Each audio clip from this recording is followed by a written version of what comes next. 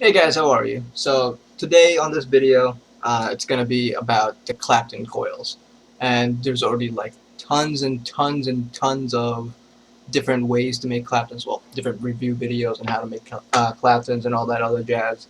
So what this video is gonna be built on is basically how to make the Clapton coils easier.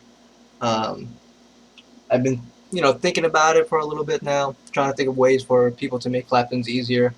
Um, at the vape shop that I work at, people always like, "Oh, how do you do those Claptons so easily? How do you do these Claptons like that? Oh, can you build me a Clapton right now? Can you show me how to make a Clapton?" My coworkers and my customers, they all have that same question to me.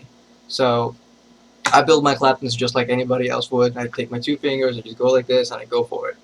But on this video, I just found this out. Didn't look any tutorial up or anything, so I don't know if there's anyone to thank for this or not. But what I'm gonna do is I'm gonna use a couple of things to help me make my Claptons, and that's gonna be two things. One is gonna be something called Spool Tamer. I'm gonna post a link to the description. It's on Amazon. It's like 16 bucks for a 25 set. And you're also gonna need one of these guys. Um, it's a coiler. It's a jig. This one is Universal Tools. Uh, don't actually know where this one came from. My friend just loaned me his to me tonight. So it's gonna come to you in a little box like this. I'm gonna show you in the close-ups, and then I'm also gonna show you obviously how to use this thing and how to help it. Spool tamers, you can see right here. So here's my 28 gauge. I'm sorry, 26 gauge Canthal. Don't use the wire that I'm gonna be using for this build video because this wire is actually I wouldn't say it's great for Clapton because then it takes too long to heat up. You're going to want to use like a 28 gauge or smaller type of wire, like 28, a 30, 32. I've actually got a 40 gauge coming in the mail because I just love building Clapton so much. So again, you're going to need one of these spool tamers. I'm going to post a link to the description to that. Um, Again, I don't know where this new one came from. So you could actually use something called the Kuro coiler. The idea is the same as this. Um, Very easy. It's really meant for people who don't know how to build coils well just yet. I started on the Kuro coiler. I loaned my friend mine, but then he lost a little dowel that goes in the middle. But I'm going to show you guys all this close-ups. Alright, so for this build video, we already went over two of the things that you needed, and that was the Beetle spool tamer. There you go, just like that. You're going to need to straighten your Canthal. I'm gonna post a link to Rip Tripper's video on how to straighten Canthal. It's really easy. Um, it's like a couple minutes long, not too bad. And you're also gonna need one of these guys over here. This is a coil, a coiling tool, coil tool jig. There you go. And it's gonna come with all this other stuff in here. Gonna be very useful for building your first couple of coils. If you're a newbie. Um, I've had one when I first started building. And how it's going to be is we're actually going to use this to kind of guide both wires together. So all we got to do is you're going to take your wire.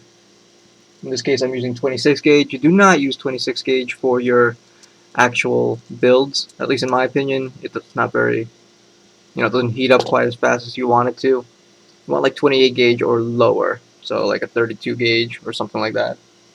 And I'm just going to go ahead and put this into the chuck and drill. I'm going to loosen this up a little bit. Just a little bit, just so I can fit the wire in.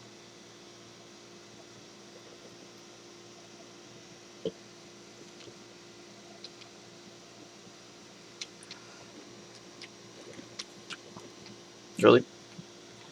There you go.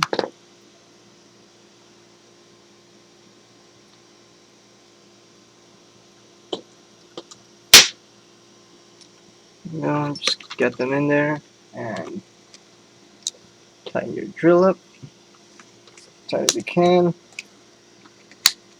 There you go. Now all I'm gonna do is I'm gonna take the jig, just like that. I'm gonna place my finger right here, and you're gonna want your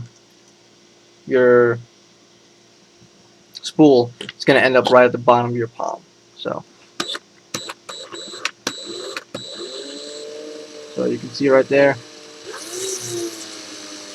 Clapton dirty happening.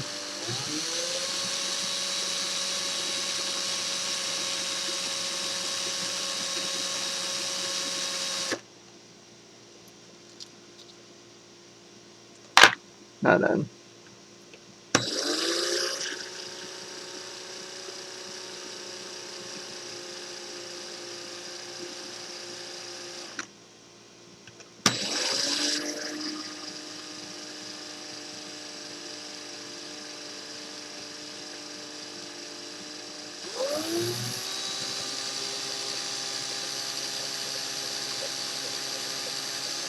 you don't want to put too much pressure on the bottom of your thumb right here. Otherwise, the Clapton will stop and then it'll just twist upon itself, and that's no bueno. So you just want a little bit of pressure on there.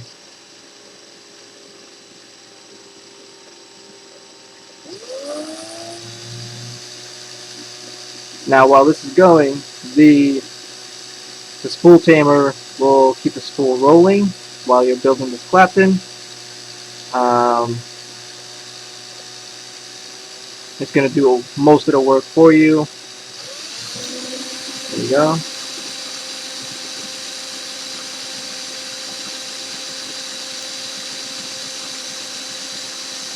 There you go. You can see I'm not even putting any pressure left on the on that hole.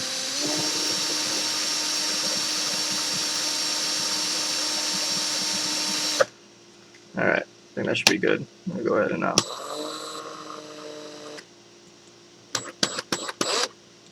there you go. It's a lot easier when you're not doing it with with the webcam in your face. Like, this webcam is like literally right in front of my face right now, so it's kind of in the way. And all you're gonna do from this point is just clip your stuff. Go. Get rid of this. You're gonna take this Clapton off the chuck of the drill, and there you go. So I don't know if you guys can see that well. Let me see. Focusing out a little bit again. There you go. So this will help you with your Claptons. It'll also help you with wrapping your Claptons and all this other jazz. So highly recommended. Grab yourself one of these if you want to get into, Claptons and stuff like that, or if you need some help making Claptons. Makes it so much easier. Alrighty, so that's how I build my Claptons. Well, not how I build my Claptons, but it's how